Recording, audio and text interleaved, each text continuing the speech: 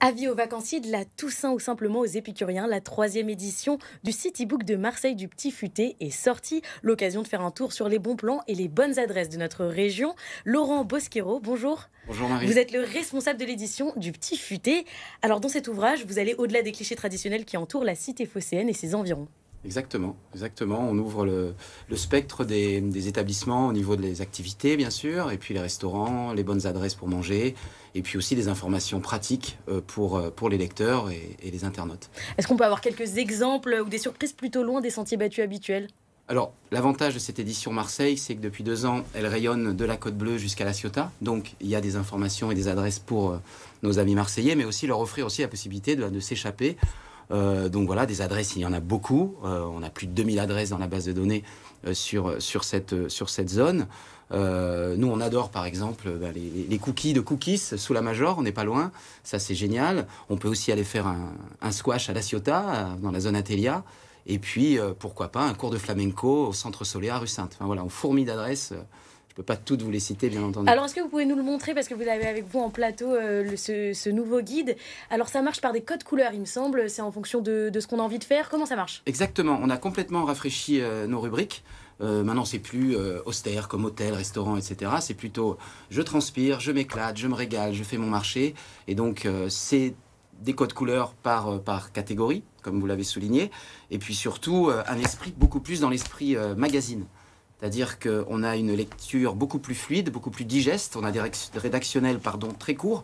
Et puis on illustre également le contenu avec des photos où on va raconter des histoires. Donc on a balayé la publicité classique, où maintenant on revient un peu à l'essence de notre métier qui était le plus birédactionnel finalement.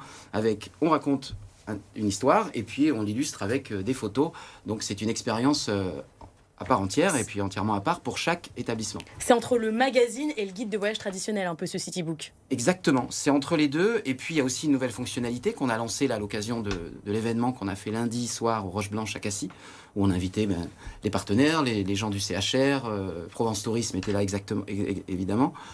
Il y a un pictogramme. Donc ce pictogramme permet, en prenant une photo avec son smartphone, sur l'application petitfuté.app, d'avoir du contenu additionnel. Donc ça peut être une playlist de musique, des photos, du contenu classique, et puis également aller directement sur le site du petitfuté.com pour en savoir un peu plus sur nos fiches établissements. Donc ça, c'est une vraie innovation. Le digital, c'est devenu incontournable aujourd'hui dans le tourisme ? C'est incontournable. On a fait le virage, nous, suffisamment assez tôt. Aujourd'hui, on a 7 500 000 visiteurs uniques par mois. Ça, c'était le record en août dernier. On a 1 million d'abonnés, on va dire, aficionados qui reçoivent la newsletter, où on les informe sur des choses à faire, etc. Donc oui, c'était le virage à faire, on l'a fait tôt. Et puis on en parlera peut-être tout à l'heure, on a aussi des applications, on a lancé des nouvelles plateformes qui permettent d'avoir des guides intelligents aujourd'hui. Est-ce que Marseille fait toujours envie ? C'est un guide qui se vend bien habituellement ? Marseille séduit de plus en plus. On a un guide qui était destiné au départ aux autochtones, aux quelques primo-arrivants. Mais aujourd'hui, le taux de pénétration dans la ville est considérable. Il y a de plus en plus de gens qui viennent s'installer, les Parisiens notamment, qui viennent s'installer pour vivre et développer aussi du business ici. Et les touristes qui reviennent avec la réouverture des frontières. Donc on est doublement impacté par cet afflux de gens. Et c'est vrai que nous, en termes de vente, on a été en rupture de stock l'année dernière. Cette année, on a anticipé. Et oui, la ville séduit énormément.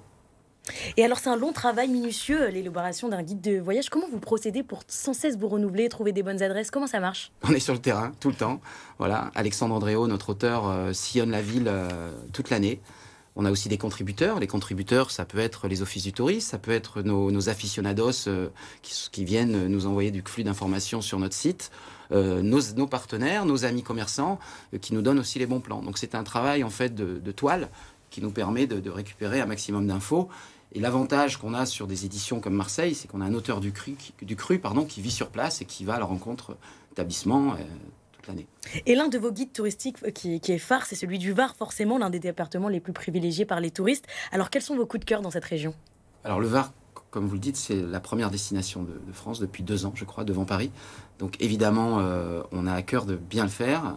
On a beaucoup d'adresses. On a développé évidemment des zones parce que le Var, c'est large. Ça va de Saint-Cyr jusqu'à la frontière de Mandelieu, avec le Verdon et tous les pays de faïence et la zone de la Dracénie. Donc il y a beaucoup d'établissements. On adore aller manger des truffes, bien sûr, dans la région de Hops.